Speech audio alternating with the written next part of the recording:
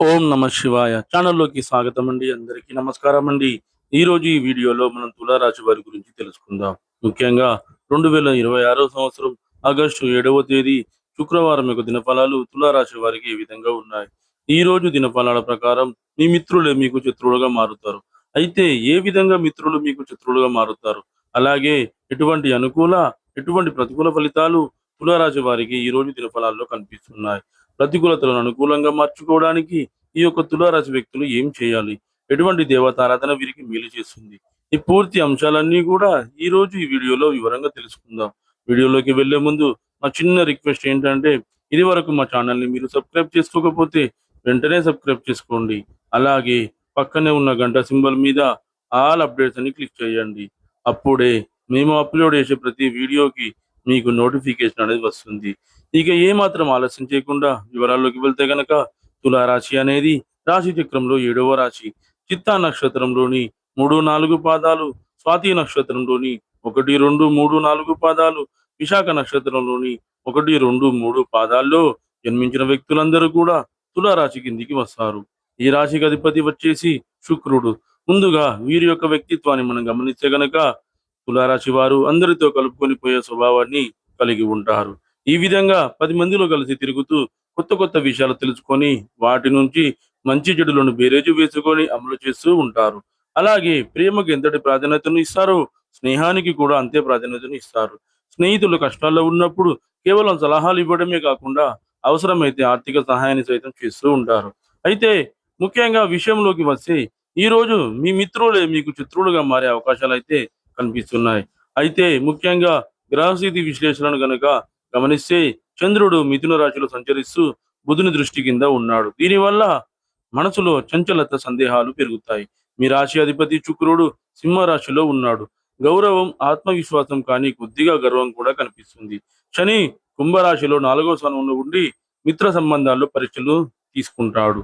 రాహు మేషరాశిలో 7వ స్థానంలో ఉండి మానవ సంబంధాల్లో అపోహలు సృష్టించవచ్చు. ఈ గ్రహస్థితి వల్లే ఈరోజు మీకు సన్నిహితులైన వారితో విభేదాలు, చిన్న చిన్న అపార్థాలు ఏర్పడే అవకాశాలైతే ఎక్కువగా ఉన్నాయి.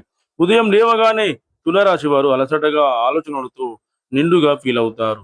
మీరు చేసే మొదటి పని ఎవరి మాట వినాలా, ఎవరి మాట పట్టించుకోవాలా అనే సందిగ్ధంలో పడతారు.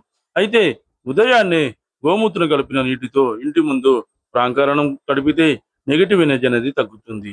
ఓం శుక్రాయ నమః అనే మంత్రాన్ని 21 సార్లు జపించండి. ఉదయం 5 గంటల నుండి 9 గంటల మధ్య సమయంలో మిత్రుల నుండి ఒక చిన్న ఫోన్ కాల్ కానీ లేదా మెసేజ్ కానీ మీకు వస్తుంది. మొదట అది సాదా సీదా మెసేజ్‌గా అనిపించినా కానీ దాని వెనుక ఉన్న ఉద్దేశ్యం అర్థం కావడానికి మీకు కొంత సమయం అనేది పడుతుంది. జాగ్రత్తగా ఉండండి. అయితే మధ్యాహ్నం 12 గంటల నుండి 3 గంటల వరకు సమయాన్ని గనుక గమనిస్తే ఇది ఈ రోజు అత్యంత సవాళ్లతో కూడిన సమయం అని చెప్పుకోవాలి. మీరు విశ్వసించిన మిత్రుడు కానీ లేదా సహోద్యోగి కానీ మీ వెనక మాటలు చెప్పిన విషయం బయటకి రావచ్చు. కార్యాలయంలో రాజకీయాలు జరగవచ్చు. పాఠశాల కానీ లేదా కాలేజీలో కానీ మీకు వ్యతిరేకంగా ఒక గ్రూపు ఏర్పడవచ్చు. ఇంట్లో కుటుంబ సభ్యుల్లో ఒకరు మిమ్మల్ని తప్పుగా అర్థం చేసుకోవచ్చు. ఇలాంటి పరిస్థితుల్లో తులారాశి వారు చాలా కూల్‌గా ఉండాలి. మీకు సహనం అనేది ఈ రోజు గొప్ప ఆయుధం. వాదనకు దిగితే శత్రువులు గెలుస్తారు.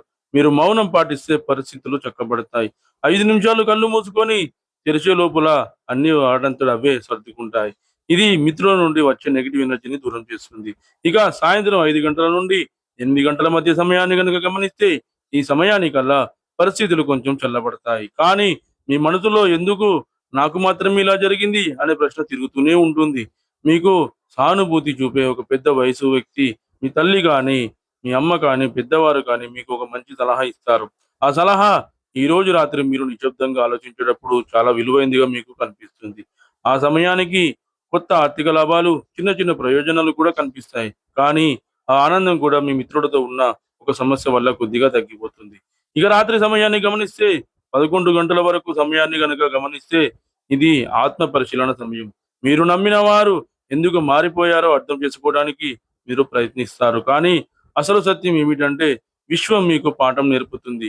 ఎవరిని పూర్తిగా నమ్మకూడదు కానీ ఎవరి పట్ల కూడా ద్వేషం కూడా ఉంచుకోకూడదని పాఠాన్ని విశ్వం మీకు ఈ రోజు నేర్పిస్తుంది. మీ దయను తప్పుగా అర్థం చేసుకున్న వారు ఈ రోజు కొంతకాలానికి మీ విలువను గుర్తిస్తారు. కానీ ఈ రోజు మాత్రం మీరు మౌనంగా ఉండాలి. ఈరోజు వ్యాపార సంబంధాల విషయంలో జాగ్రత్త మీకు చాలా అవసరం.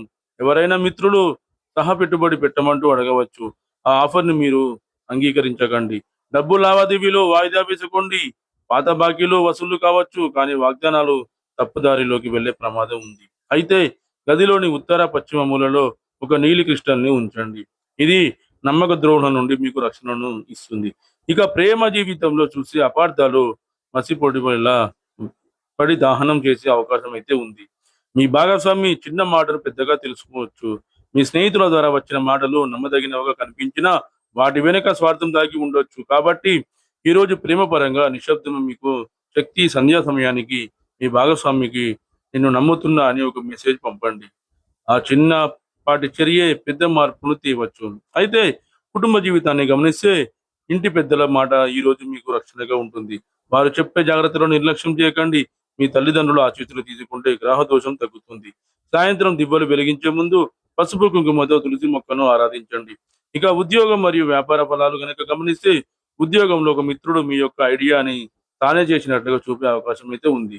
మేనేజ్మెంట్ ముందు మీరు కొప్పాడితే మీరు తప్పుగా కనిపిస్తారు. కాబట్టి డిప్లొమాటిక్ గా ఉండాలి. వ్యాపారస్తులకి కస్టమర్లతో చిన్న మిస్అండర్స్టాండింగ్ అనేది ఏర్పడవచ్చు. అయితే తులారాశి వారు ప్రతికూలతలను అనుకూలంగా మార్చుకోవడానికి శివారాధన తప్పనిసరిగా చేసుకోవాలి. విష్ణు ఆరాధన కూడా మీకు మేలు చేస్తుంది. హనుమాన్ చాలీసను పఠించండి. మీకు తోచినంతలో అనాథలకు, అభాగ్యులకు, పేదవారికి దాన ధర్మాలు చేయండి. వారికి దుప్పట్లు, గొడుగులు, పాదరక్షకులు దానంగా ఇవ్వండి. ఈ విధంగా చేయడం వలన మీ ఆర్థిక స్థితి అనేది మెరుగుపడుతుంది. మీ ఆర్థిక స్థితి అనుకూలిస్తే గనక ఒక దేశీయ గోమాతను దానంగా ఇవ్వండి. ఆవును దానంగా ఇవ్వడం వల్ల మీకు బ్రహ్మలోక ప్రాప్తి అనేది కలుగుతుంది. మీరు చేసిన పాపాలన్నీ కూడా తొలగిపోతాయి. చూశారు కదండి ఫ్రెండ్స్, ఈ వీడియో అక్టోబర్ 7వ తారీఖు శుక్రవారం యొక్క దినఫలాలు తులారాశి వారికి ఏ విధంగా ఉన్నాయో. ఈ వీడియో కనుక మీకు నచ్చినట్లయితే లైక్ చేయండి, షేర్ చేయండి. మరిన్ని మంచి మంచి వీడియోల కోసం మన ఛానల్ని ఇప్పుడే సబ్స్క్రైబ్ చేసుకోండి.